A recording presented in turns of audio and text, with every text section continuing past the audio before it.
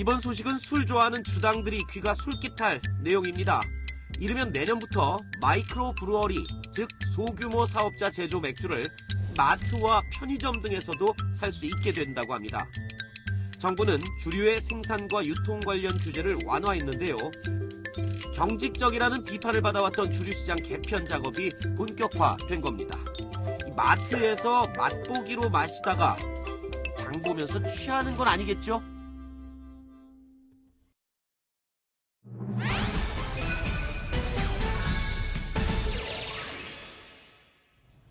네, 다음은 6위 순위 살펴보겠습니다. 20분 안에 고통 속에 빠졌다.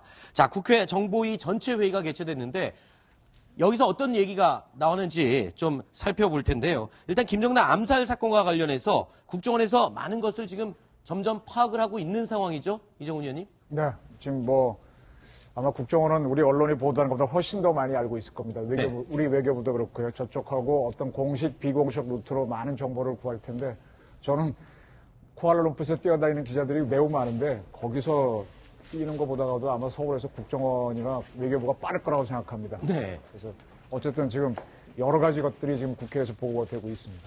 네. 일단은 말레이시아 보건당국이 김정남 사망 원인을 약물 중독, 즉 VS 가스 성분에 의한 것이라고 공식 이제 확인을 한 거죠. 예, 그렇습니다. 말레이시아의 보건장관이 직접 이제 기자들을 만나서 이렇게 확인을 했는데요. VX의 치사량이 10mg인데 이것보다 훨씬 많은 양이 사용된 것으로 보인다.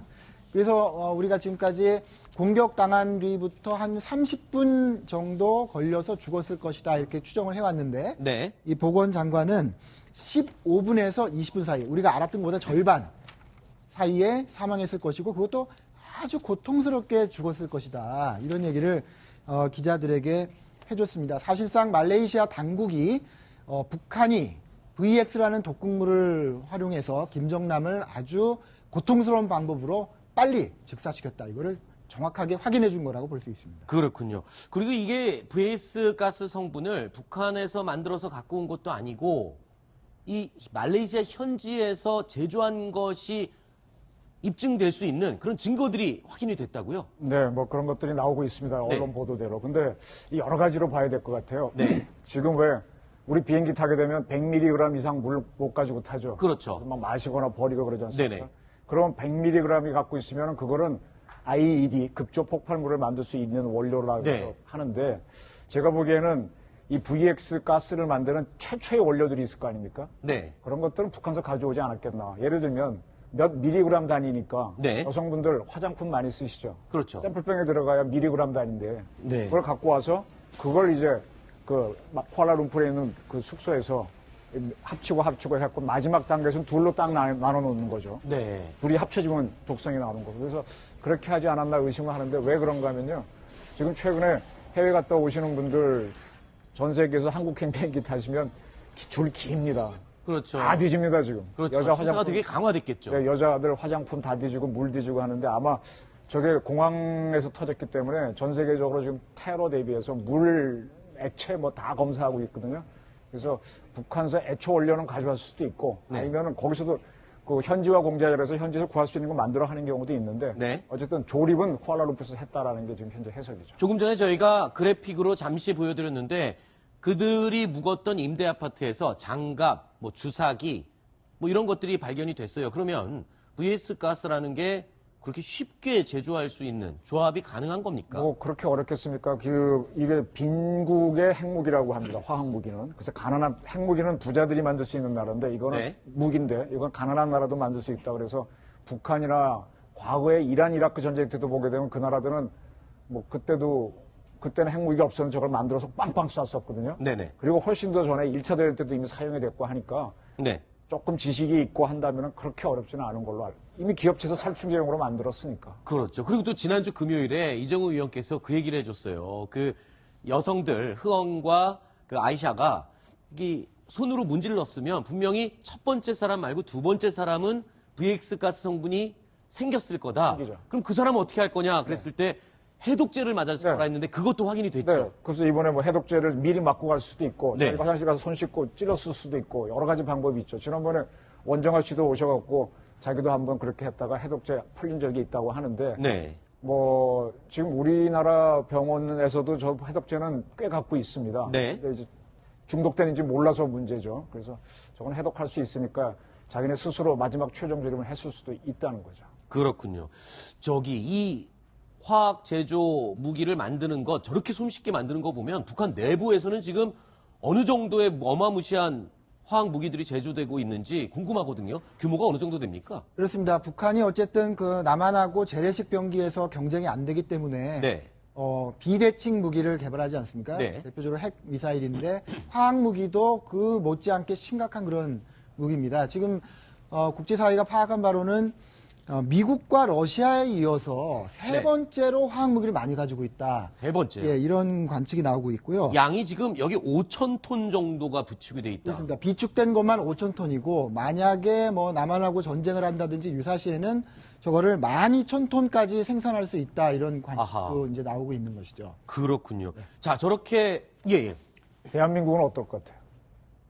대한민국도 그런 저런 화학 무기를 보유는 하고 있나요? 우리도 옛날에 보유했습니다. 아하, 요즘은요.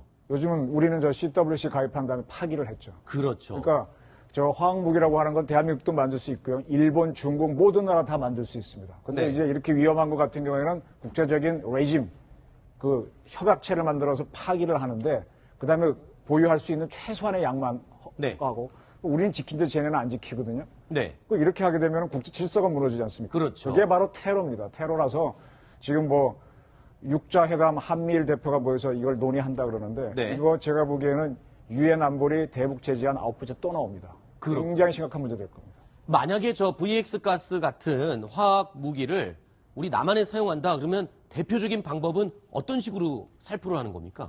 그러니까 저걸 뭐 사람이 들고 와서 이렇게 물에 타서 뿌릴 수도 있고요. 네. 그거 간첩이 가서 할 수도 있고. 그 다음에 가장 좋은 거는 양이 좀 많다면 수돗물에 집어넣어 버리면 제일 빠르겠죠. 아파트 같은 경우는 그렇군요. 저수정가에 그런 것도 여러 가지 방법들이 있습니다. 그래서 옛날에 왜 테러 같은 거 방지할 때 수돗물 시설 관리해라 뭐 이런 것도 있었고.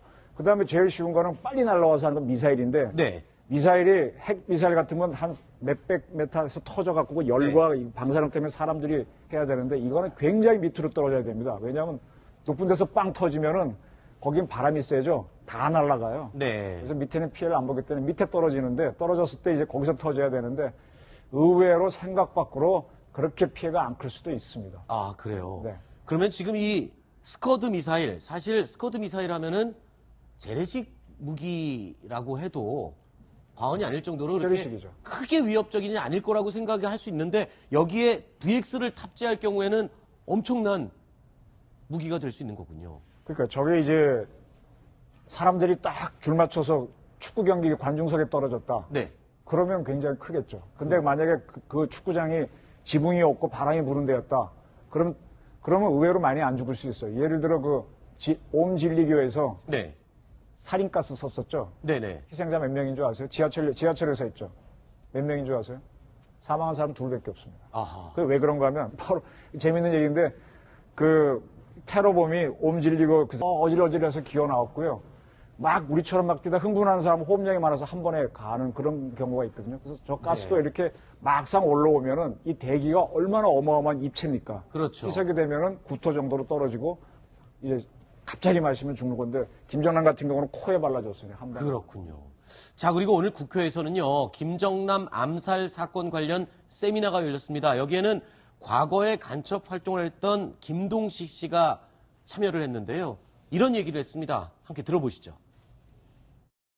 여성들이 그런 그 고도의 훈련도 받지 않은 제 생각에는 물론 여러 번 아마 예행 연습을 했을 거라고 생각을 해요. 그렇지만 행동을 하다가 실패할 경우에는 반드시 2차 공격을 해가지고 이 김정남을 그 자리에서 이제 제거해야 되는 그런 부분이 있습니다. 그렇기 때문에 그걸 위해서라도 현장에 가까이에 있었고 나중에 이게 정확히 확인된 건 아닌데 왜냐하면 그 사람들 얼굴이 확인이 안 됐기 때문에 제가 확실하게 말씀을 못 드리는데.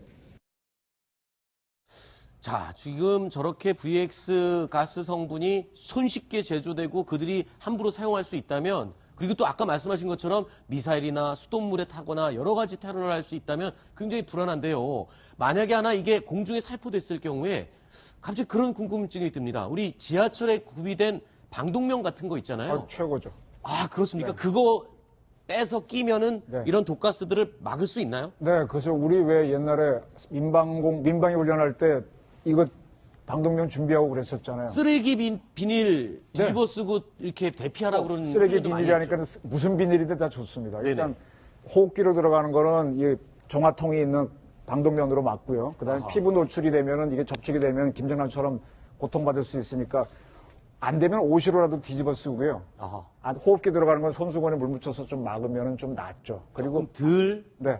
그리고 빨리 개활지로 나오셔갖고 바람 부는 방향으로 엎드리다. 이거는 우리 그 민방위 훈련할 때 많이 받은 교육인데 네. 우리 국민들이 귀찮아서 안 하셨죠. 네, 그렇군요.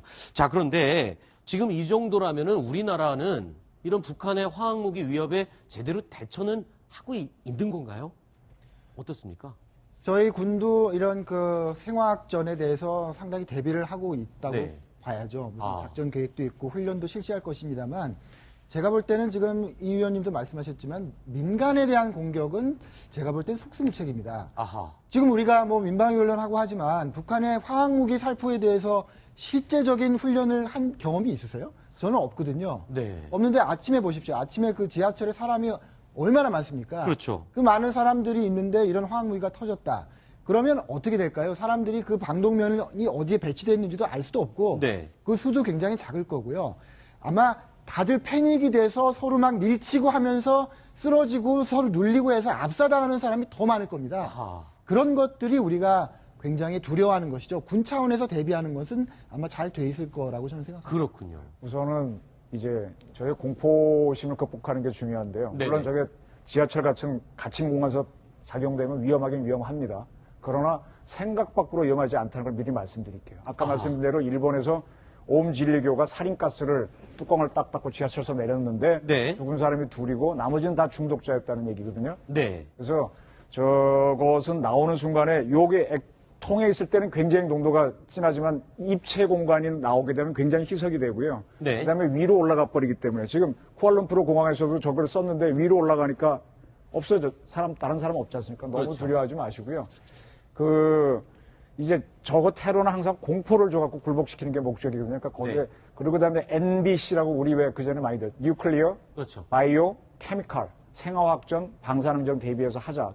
우리 민방위 훈련이 그거였잖아요. 네. 그 개념을 도로 살려야 되죠. 따라서 화학무기를 쓰게 되면은 저걸 막는 방법은 우리가 사드나 패트리어트 팩3 같은 걸 배치해갖고 온 공중에서 맞춰버리면 네. 히트킬 개념으로 태워버리니까 그렇군요. 확산되니까 그러니까 그런 무기를 준비하는 게 방법. 알겠습니다.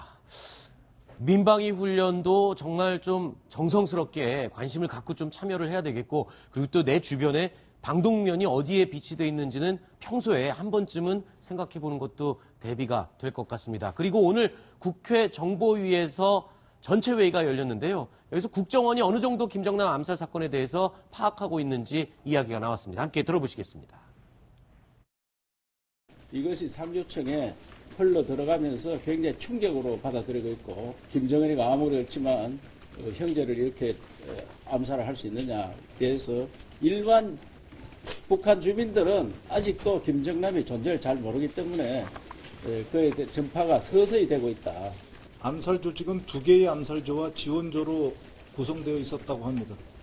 국정원이 파악한 바에 의하면 이들 소속은 보위성 4명, 외무성 2명, 기타 고려항공, 내각 직속 신광무역 등으로 다양하게 구성되어 있습니다. 김정은에 의해 조직적으로 전개된 국가 테러임이 명백하다고 평가하고 있습니다. 조금 전에 이정은 위원께서 그 CWC에 우리나라는 가입이 돼 있기 때문에 이런 생화학 무기에 대한 보유에 대한 제한이 있다고 말씀하셨잖아요. 네. 자, 북한은 그러면 거기에 가입을 안 한 상태잖아요. 안 했죠. 그러면 제재할 방법도 없는 겁니까? 그러니까 국제조약이라는 게 네. 우리가 이제 국내의 민법, 형법 그러면 이 법을 어기면 처벌 조항이 붙지 않습니까? 네. 국제조약이라고 하는 건 의무, 해라라는 것만 하지 안 했을 때 처벌 조항이 없지 않습니까? 네. 사법기관이 없고요. 그래서 그 사법 기능을 해주는 게 경찰국가인데 그게 미국이라고 지금 통칭 얘기하지 않습니까? 그래서 저렇게 자꾸 하게 되면은 결국은 미국을 중심으로 몇 나라가 모여가지고 다국적군을 만들어서 때리는 형태의 전쟁의 형태로 나오는 경우가 있죠. 네. 그걸 못하게 되면은 그 나라에 굴복을 당하게 되는 거고. 그래서 네. 항상 국제 정치는 요동을 치는 겁니다. 그렇군요. 이게 ICBM이나 대륙간 탄도미사일, 뭐 SLBM, IRBM까지 요즘 얘기가 나오고 있는데 여기에 탑재될 경우에는 비단 우리 한반도뿐만 아니라 전 세계 국가가 화학전에 위협을 느낄 수 그렇게 있는 그런 거 되겠죠. 아닙니까? 근데 그렇게 화학무기가 좋다면은 네, 미국이나 러시아가 ICBM 만들면서 탄두를 핵탄두가 아니라 화학탄두를 올리겠죠. 그렇겠군요. 안 올리잖아요. 그건 네. 이유는 뭐예요? 저게 생각보다 그렇게 효과적이 않다는 거죠. 아하.